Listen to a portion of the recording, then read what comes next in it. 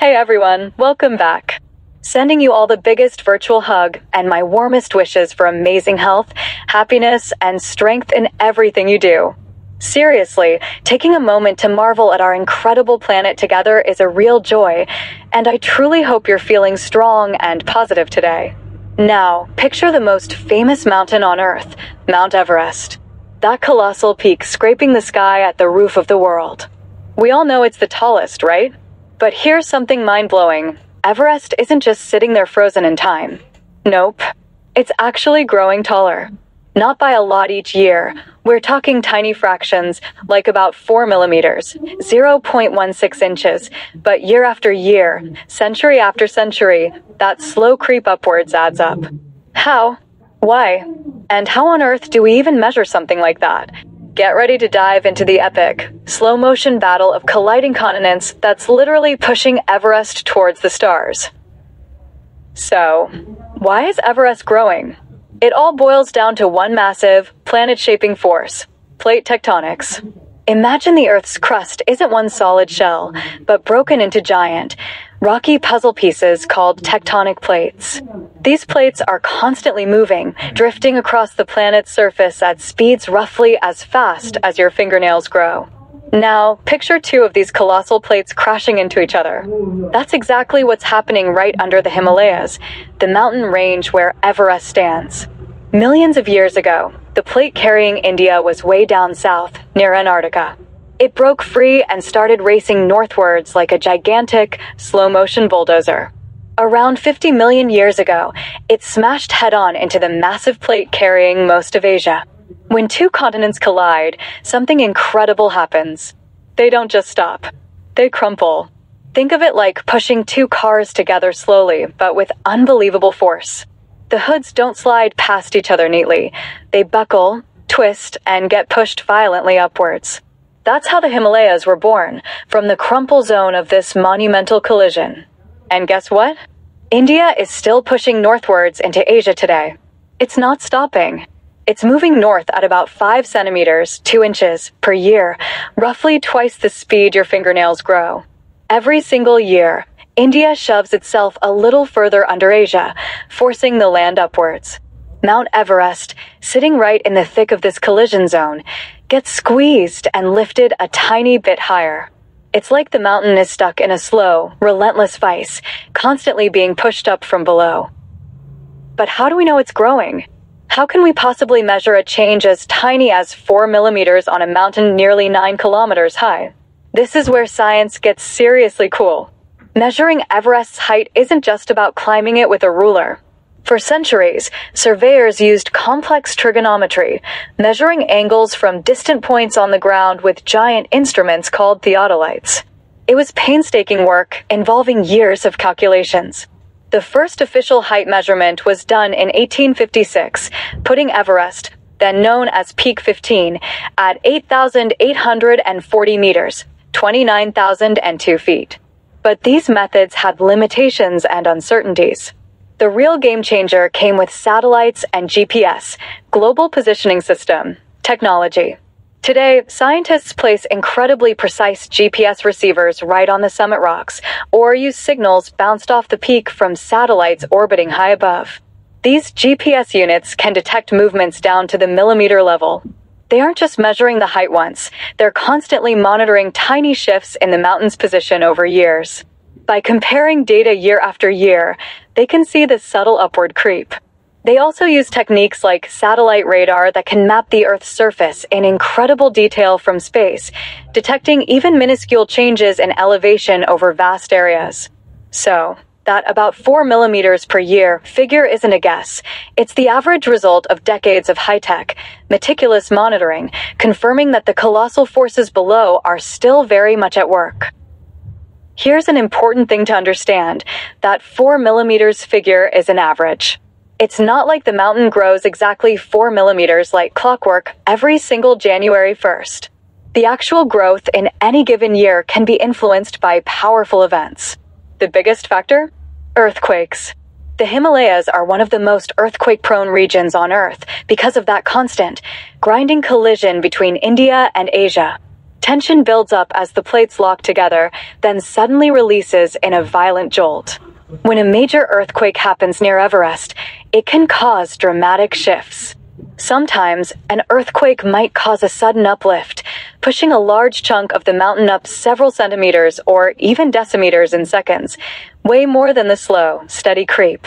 But other times, especially with really big quakes, the land can actually drop or subside.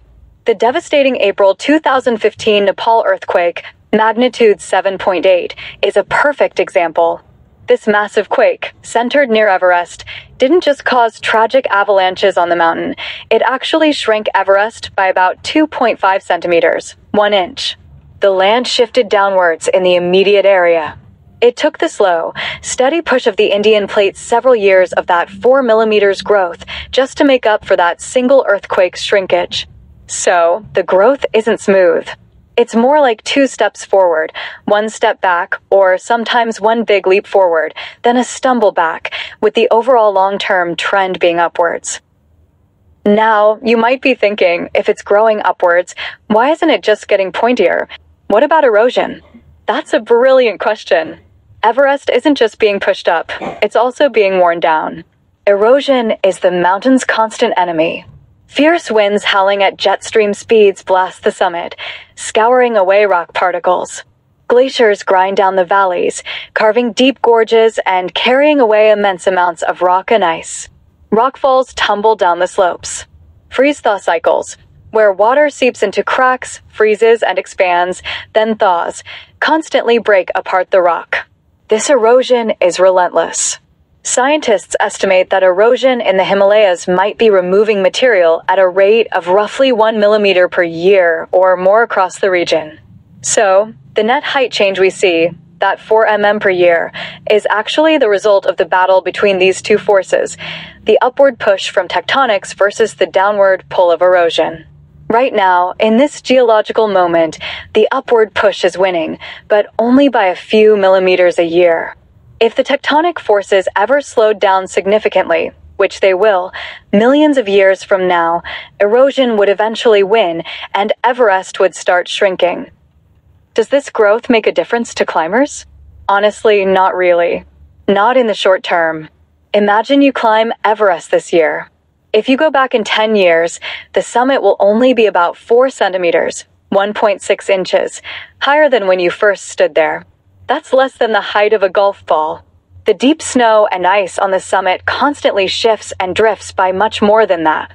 The challenges of climbing Everest, the thin air, the extreme cold, the treacherous Khumbu icefall, the steep slopes, remain exactly the same. The extra 4 millimeters per year is completely imperceptible to anyone standing on the peak. Its growth is a story told over centuries and millennia, not climbing seasons. Thinking long-term, though, is where it gets fascinating. If we assume that slow, steady push continues at roughly 4 millimeters per year for another million years, a big if, as plate speeds can change, Everest could theoretically grow another 4,000 meters, over 13,000 feet. But here's the catch. There's a physical limit. Mountains can't just grow infinitely tall. Gravity becomes the ultimate enemy. The higher and heavier a mountain gets, the more its own immense weight pushes down on the rocks below. Eventually, the rocks deep underground can start to flow like thick putty under the pressure, causing the mountain to slowly spread outwards and sink downwards. It's a process called gravitational collapse. Think of a pile of sand. You can only make it so high before it starts collapsing sideways. Everest and the Himalayas are likely approaching, or maybe even at, their maximum possible height given the strength of the rocks beneath them and the rate of erosion wearing them down. So, while it's growing now, it probably won't become twice as tall. The forces pushing it up will eventually be balanced by gravity pulling it down and erosion wearing it away. Mount Everest's slow growth is more than just a geological curiosity. It's a breathtaking reminder that our planet is alive and dynamic. The ground beneath our feet isn't static. It's constantly shifting, moving, and changing on a scale we can barely comprehend. It connects us to forces that shaped the continents over hundreds of millions of years, forces still active today. It shows the incredible power of plate tectonics, the grand unifying theory of geology that explains earthquakes, volcanoes, and mountain building. Everest isn't just a monument to past events. It's a living mountain, still rising towards the sky, millimeter by patient millimeter, year after year, driven by the relentless dance of continents far below. Its growth symbolizes persistence, resilience, and the slow, unstoppable power of nature.